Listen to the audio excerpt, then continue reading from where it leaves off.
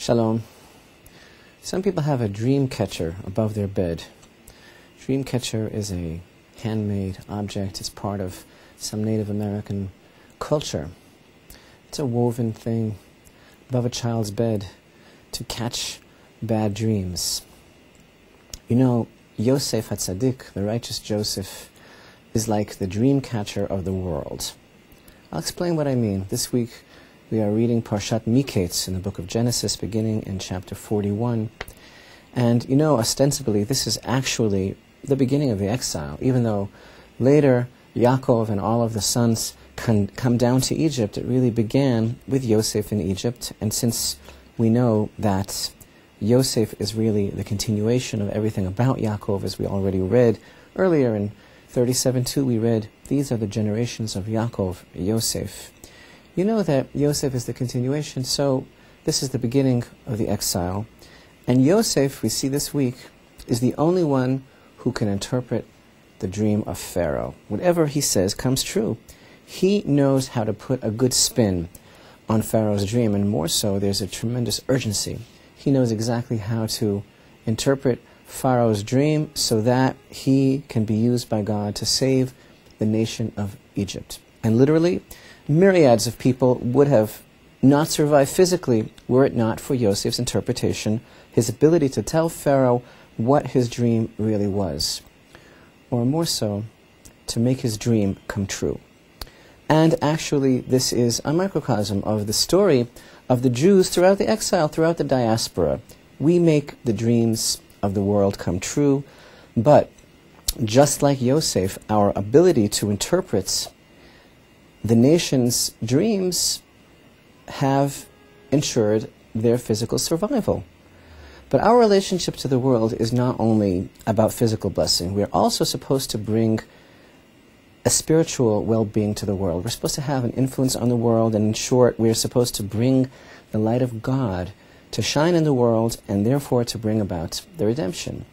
And what happened as time progressed in Egypt, and it came closer to the time for the Jews to leave Egypt and to start moving towards the Sinai revelation, to bring the light of God into the world, so that that light would shine for the whole world and there would be a redemption. All of a sudden, we never heard of Yosef.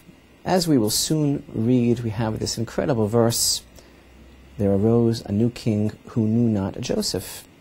How amazing. After Yosef literally saved Egypt from extinction and guaranteed the survival of the entire nation, Pharaoh got amnesia and never heard of Yosef. And this is also a recurring theme that we encounter in our relationship with our nation hosts throughout the entire experience of the exile. And it basically boils down, I think, to two messages. One, make my dreams come true, take care of my physical needs, and bless me with your accomplishments in science, medicine, education, the arts, and all of those areas in which the Jews have had a staggeringly disproportionate effect on the world. But don't do anything for yourselves. That's the first message. The second message is, take care of my physical needs, the world says to the Jew. Feed me, birth me, get me out of here. But don't start with your life-changing, revolutionary spirituality. Don't start with your destiny about bringing redemption to the world. And please don't start talking about what you're supposed to do in this world because of your God. So I want to tell you a story. Last week, I spoke about the meaning of Hanukkah.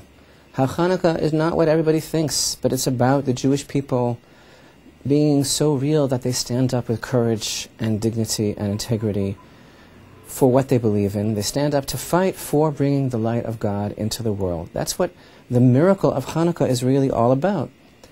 So someone wrote a comment on YouTube. Someone said, I'm very disappointed about how you're always talking about politics and not about God.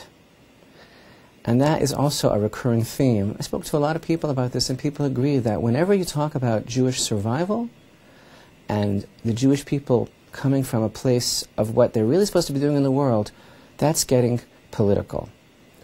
And nobody really wants to hear about that. I thought that talking about God and the Jewish people and their integrity to bring that light into the world is not politics, but Torah. Well, there's some more news, and the news is that we, the Jewish people, also have dreams. So not only do we interpret the dreams of others, but we have dreams, and our dreams are coming true.